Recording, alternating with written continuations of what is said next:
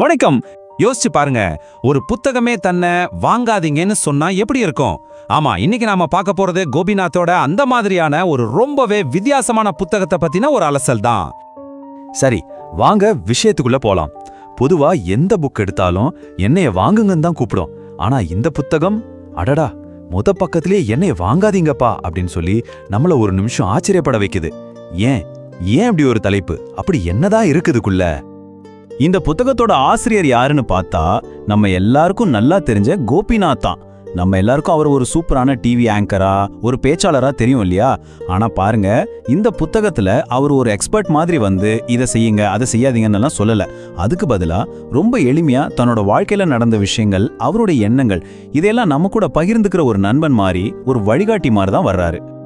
சரி, அப்போ இந்த ஒரு அலசல்ல நம்ம எதெல்லாம் பார்க்க போறோம்னு ஒரு சின்ன ஓவர்வியூ பார்த்திடலாம். முதல்ல ஏன் இந்த புக்குக்கு இப்படி ஒரு பேரு, அப்புறம் சந்தோஷம்னா நிஜமாவே என்ன, தோல்வியோட உண்மையான மதிப்பு என்னவா இருக்கும், பணம் எப்படி நமக்கு மன அழுத்தத்தை கொடுக்குது, நம்மளோட பார்வை அதாவது பர்ஸ்பெக்டிவ் எப்படி நம்மளோட பெரிய சக்தியா மாறுது, கடைசியா பதில்களை விட கேள்விகள் ஏன் ரொம்ப முக்கியம், இதெல்லாம் தான் பார்க்க போறோம்.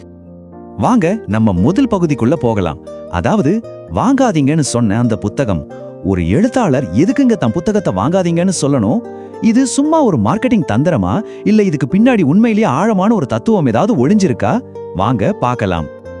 இதுக்கு கோபிநாத்தே ரொம்ப தெளிவா ஒரு பதில் சொல்றார். அவர் என்ன சொல்றாருன்னா, பாருங்க, இது உங்களுக்கு பதில் சொல்ற புக்கு கிடையாது. இது முழுக்க முழுக்க என்னோட வாழ்க்கை, நான் சந்திச்ச மனுஷங்க, என்னோட அனுபவங்கள், இதுல இருந்து வந்த எண்ணங்களோட ஒரு தொகுப்பு தான். சிம்பிளா சொல்லணும்னா, அவர் நமக்கு அட்வைஸ் பண்ண வரல, நம்ம கூட பேச வர்றாரு. இப்ப புரியுதா அந்த தலைப்புக்கான காரணம்? அடுத்ததா நம்ம எல்லாருமே ஓடி ஓடி தேடுற ஒரு விஷயம் சந்தோஷம்.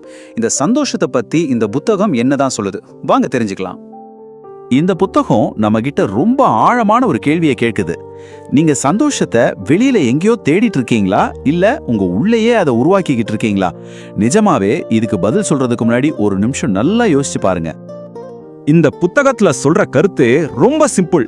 சந்தோஷங்கிறது ஏதோ நாம அடைய வேண்டிய ஒரு பெரிய டார்கெட் கிடையாதான். அது நம்ம வாழ்க்கையில அப்பப்போ வந்துட்டு போற சின்ன சின்ன தருணங்கள் தான். ஒரு நல்ல டீ குடிக்கிறதா இருக்கலாம், ஒரு பாட்டு கேட்கறதா இருக்கலாம். அந்த மாதிரி குட்டி குட்டி மொமெண்ட்ஸை ரசிக்க கத்துக்கிட்டாலே போதும், வாழ்க்கை ரொம்பவே சந்தோஷமா இருக்கும்னு சொல்லுது. சரி, சந்தோஷத்துக்கு அப்படியே ஆப்போசிட்டா நம்ம பார்க்குற ஒரு விஷயம் தோல்வி இல்லையா? ஆனா இந்த புத்தகம் தோல்வியை ஒரு வில்லன் மாதிரி பார்க்காம ஒரு டீச்சர் மாதிரி பார்க்குது. எப்படி? இப்ப இந்த ஒப்பீட்டை பாருங்களேன், ரொம்ப கிளியரா புரியும். நம்ம சமூகம் என்ன சொல்லுது? தோத்துட்டா எல்லாம் முடிஞ்சு போச்சு, அது ஒரு அவமானம்னு சொல்லுது. ஆனா கோபிநாத் என்ன சொல்றாரு? தோல்விங்கிறது ஒரு முற்றுப்புள்ளி இல்ல, அது ஒரு கமா, அது ஒரு புது ஆரம்பம், ஒரு பாடம் கத்துக்க நமக்கு கிடைச்ச ஒரு சூப்பரான வாய்ப்பு அப்படின்னு பாக்குறாரு. அடுத்தது, நம்ம வாழ்க்கையில ரொம்ப முக்கியமான ஆனா அதே நேரத்துல பயங்கரமான மன அழுத்தத்தை கொடுக்கிற ஒரு விஷயம் எது? பணம். பாருங்க, பணம் வாழறதுக்கு கண்டிப்பா தேவைதான், அதுல எந்த சந்தேகமும் இல்ல. ஆனா அதையே ராப்பகலா துரத்திக்கிட்டே இருந்தோம்னா அதுவே ஒரு பெரிய டென்ஷனா மாறிடும். இங்க பிரச்சனை பணம் இல்ல, பணம் சம்பாதிக்கிறது இல்ல. பிரச்சனை எங்க வருதுன்னா, மத்தவங்களோட நம்மள கம்பேர் பண்ணி பாக்குறதுல தான். சமூகம் நம்ம மேல திணிக்கிற அந்த பிரஷர் தான் பிரச்சனை. உண்மையான செல்வங்கிறது மன நிம்மதி தான், பேங்க்ல இருக்கிற காசு மட்டும் கிடையாது. சரி, இப்போ இந்த புத்தகத்தோட ஒரு முக்கியமான மையமான கருத்துக்கு வந்துட்டோம். வாழ்க்கையில வர்ற கஷ்டங்களை சமாளிக்க நம்ம கிட்டேயே இருக்கிற ஒரு மிகப்பெரிய சக்தி, அது என்ன தெரியுமா? வாழ்க்கைனா பிரச்சனைகள் வராம இருக்குமா? கண்டிப்பா வரும். ஆனா அந்த பிரச்சனைகளை நம்ம எப்படி பார்க்கறோம், எப்படி எதிர்கொள்றோம், அதுதான் இங்க முக்கியமான கேள்வி. உண்மையில உலகத்துல நடக்கிற எந்த ஒரு விஷயமுமே நல்லதும் கிடையாது, கெட்டதும் கிடையாது. ஒரு விஷயம் நடக்குது, அவ்வளவுதான். நாம தான் அதுக்கு நல்லது கெட்டதுன்னு ஒரு லேபிள ஒட்டுறோம். நம்ம பார்வை தான் அதை தீர்மானிக்குது. இன்னும் சிம்பிளா சொல்லணும்னா, நம்ம தோள் மேல இருக்கிற சுமை இருக்கு இல்லையா, அதோட எடை அந்த பிரச்சனையால வர்றதில்ல.